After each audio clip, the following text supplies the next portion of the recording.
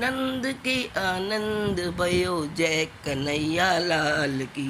हाथी घोड़ा पाल की जय कन्हैया लाल की।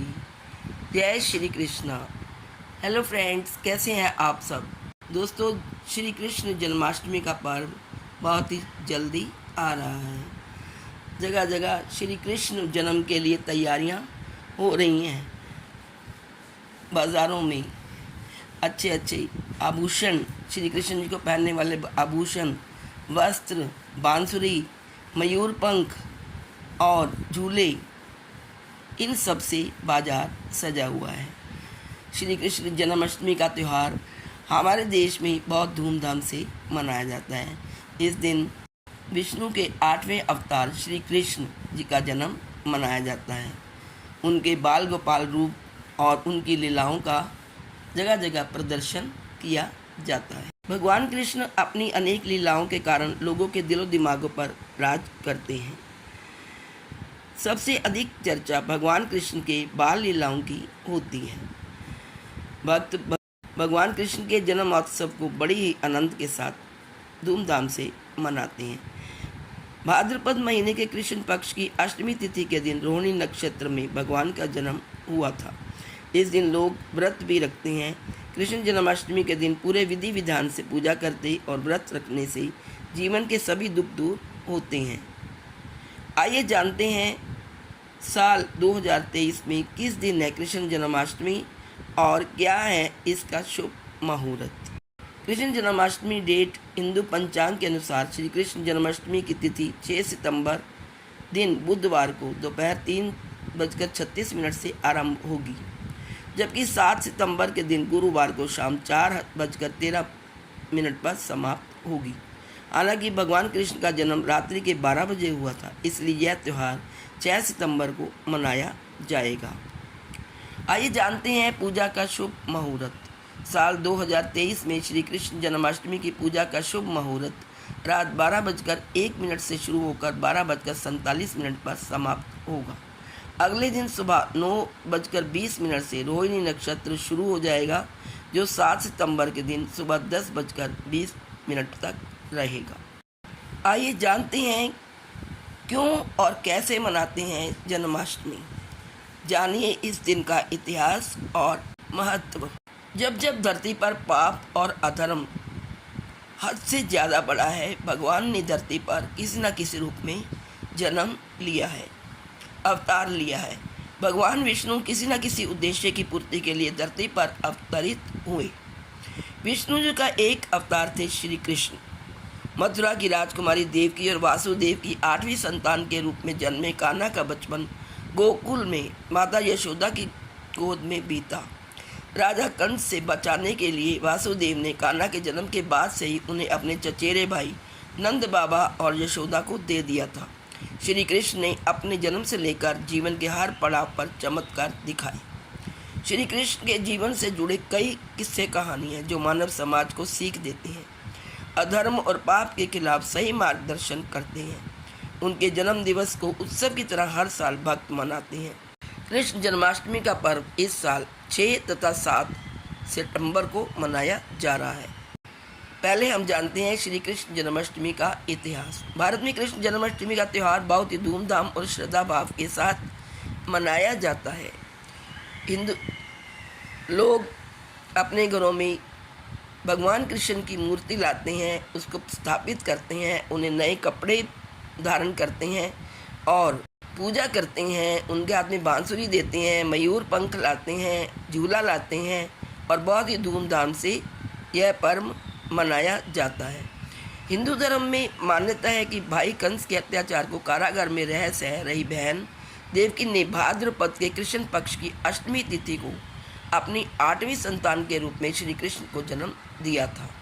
भगवान विष्णु ने पृथ्वी को कंस के अत्याचार और आतंक से मुक्त कराने के लिए अवतार लिया था। इसी कथा के अनुसार हर साल भाद्रपद की अष्टमी को कृष्ण जन्माष्टमी का पर्व मनाया जाता है। अब श्री कृष्ण जन्माष्टमी का महत्व क्या है, आइए जानते हैं। पुराणों के अनुसार श्री कृष्ण त्रिदेवों में से एक भगवान विष्णु के अवतार हैं। कृष्ण के आशीर्वाद और कृपा को पाने के लिए हर साल लोग इस दिन व्रत रखते हैं। मध्य रात्रि में विधि विधान से पूजा अर्चना करते हैं, भजन कीर्तन करते हैं और जन्मोत्सव मनाते हैं। इस दिन के लिए मंदिरों को विशेष तौर पर सजाया जाता है। कुछ स्थानों पर जन्माष्टमी पर दही हांडी का भी उत्सव मनाया जाता है। आइए अब जानते हैं कैसे मनाते हैं कृष्ण जन्माष्टमी। जन्माष्टमी पर भक्त श्रद्धानुसार उपवास रखते हैं। भगवान श्री कृष्ण की विशेष पूजा अर्चना की जाती है। बाल गोपाल का जन्म मध्य रात्रि में हुआ था, इसलिए जन्माष्टमी की तिथि की मध्य रात्रि को घर में मौजूद लड्डू गोपाल की प्रतिमा का जन्म कराया जाता है। फिर उन्हें स्नान कराकर सुंदर वस्त्र धारण करवाए जाते हैं। फूल अर्पित कर धूप दीप से वंदन किया जाता है। कान्हा को भोग अर्पित किया जाता है। उन्हें दूध, दही, मक्खन विशेष जो उन्हें पसंद था उसका भोग लगाकर सबको प्रसाद वितरित किया जाता है। आइए अब जानते हैं क्यों और कैसे मनाते हैं दही हांडी। कुछ स्थानों पर जन्माष्टमी के दिन दही हांडी का आयोजन होता है। विशेषकर इसका महत्व गुजरात और महाराष्ट्र में है। दही हांडी का इतिहास बहुत दिलचस्प है। बालपन में कान्हा बहुत नटखट थी। वह पूरे गांव में अपनी शरारतों के लिए प्रसिद्ध थे, अपनी लीलाओं के लिए प्रसिद्ध थे। कन्हैया को माखन और दही बहुत प्रिय था। उन्हें माखन इतना प्रिय था कि वे अपने सखाओं के साथ मिलकर गांव के लोगों के घर का माखन चोरी करके खा जाया करते थे। कान्हा से माखन बचाने के लिए महिलाएं माखन की मटकी को ऊंचाई पर लटका दिया करती, लेकिन बाल गोपाल अपने सखाओं के साथ मिलकर एक पिरामिड बनाकर उसके जरिए ऊंचाई पर लटकी मटकी से माखन चोरी कर लेते। कृष्ण के इन्हीं शरारतों को याद करने के लिए जन्माष्टमी में माखन की मटकी को ऊंचाई पर टांग दिया जाता है। लड़के नाचते गाते हैं, पिरामिड बनाते हुए मटकी तक पहुंचकर उसे फोड़ देते हैं। इसे दही हांडी कहते हैं। जो लड़का ऊपर तक जाता है उसे गोविंदा कहा जाता है। और उसके लिए आपने एक गीत भी सुना होगा, आला रे आला जरा मटकी संभाल ब्रिज बाला, गोविंदा आला रे आला जरा मटकी संभाल ब्रिज बाला। और सभी लोग कृष्ण भगवान को झूला झुलाते हैं और उनके जन्मोत्सव को बड़े आनंद से और हर्षोल्लास से मनाते हैं। और रात को 12 बजे प्रसाद मंदिरों में प्रसाद वितरित होता है और पंजीरी का प्रसाद होता है और साथ में चरणामृत होता है, पंचामृत भी बनाते हैं और उसको बांटते हैं। जगह जगह लीलाएं होती हैं, सभी स्कूलों में, मंदिरों में, सब जगह यह उत्सव बड़ी धूमधाम से मनाया जाता है। आइए जानते हैं अब कौन कौन से मंदिरों में यह उत्सव मनाया जाता है। फ्रेंड्स, धर्म पर विश्वास करने की सीख है जन्माष्टमी का पर्व। अमीर गरीब सभी लोग यथाशक्ति यथासंभव योगेश्वर कृष्ण का जन्म उत्सव मनाते हैं। जब तक उत्सव संपन्न न हो जाए तब तक भोजन कदापि नहीं करते। जो वैष्णव कृष्ण जन्माष्टमी के दिन भोजन करता है वह निश्चय ही नराधम है। उसे प्रलय होने तक घोर नरक में रहना पड़ता है। भगवान श्री कृष्ण का जन्म हमें यह सीख देता है कि जिस तरह मामा कंस की लाख कोशिशों के बावजूद भी माँ देवकी ने कान्हा को जन्म दिया, क्योंकि उन्हें भगवान पर भरोसा था और यह उम्मीद थी एक दिन जरूर ऐसा आएगा कि उनके भाई का अधर्म धर्म से अवश्य हार जाएगा। इसी तरह हमें भी ईश्वर पर भरोसा रख अपने तन मन धन से धर्म को बरकरार रखना चाहिए। जन्माष्टमी उत्सव कब और क्यों मनाया जाता है, आइए जानते हैं। भगवान श्री कृष्ण के जन्मोत्सव के दिन बड़ी धूमधाम से मनाया जाता है। जन्माष्टमी पर्व भगवान श्री कृष्ण के जन्मदिन के रूप में ही मनाया जाता है, जो रक्षाबंधन के बाद भाद्रपद माह के कृष्ण पक्ष की अष्टमी तिथि को आता है। श्री कृष्ण देवकी और वासुदेव के 8वें पुत्र थे। मथुरा नगरी में राजा कंस था, जो कि बहुत अत्याचारी था। उसके अत्याचार दिन प्रतिदिन बढ़ते ही जा रहे थे। एक समय आकाशवाणी हुई कि उसकी बहन देवकी का 8वां पुत्र उसका वध करेगा। यह सुनकर कंस ने अपनी बहन देवकी को उसके पति वासुदेव सहित काल कोठरी में डाल दिया। कंस ने कृष्ण से पहले देवकी के 7 नवजात बच्चों को मार दिया। जब देवकी ने श्री कृष्ण को जन्म दिया तब भगवान विष्णु ने वासुदेव को आदेश दिया कि वे श्री कृष्ण को गोकुल में यशोदा माता और नंद बाबा के पास पहुंचाएं। वहां वे अपने मामा कंस से सुरक्षित रह सकेगा। श्री कृष्ण का पालन पोषण यशोदा माता और नंद बाबा की देखरेख में हुआ।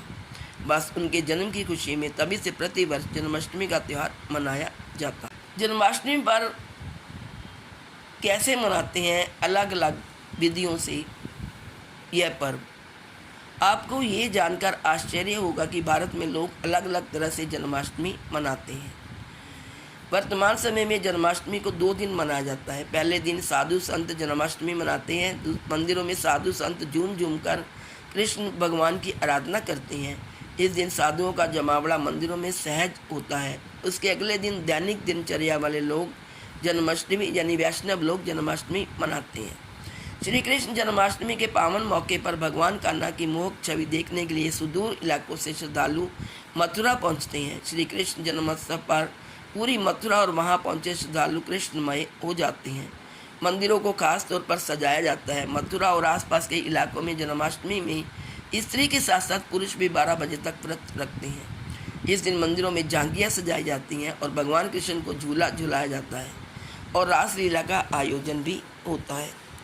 द्वारकाधीश, बिहारी जी एवं अन्य सभी मंदिरों में इसका भव्य आयोजन होता है, जिनमें भारी भीड़ होती है। भगवान के श्री विग्रह पर हल्दी, दही, घी, तेल, गुलाब जल, मक्खन, केसर, कपूर आदि चढ़ा ब्रजवासी उसका परस्पर लेपन और छिड़काव करते हैं और 56 भोग का महाभोग लगाते हैं।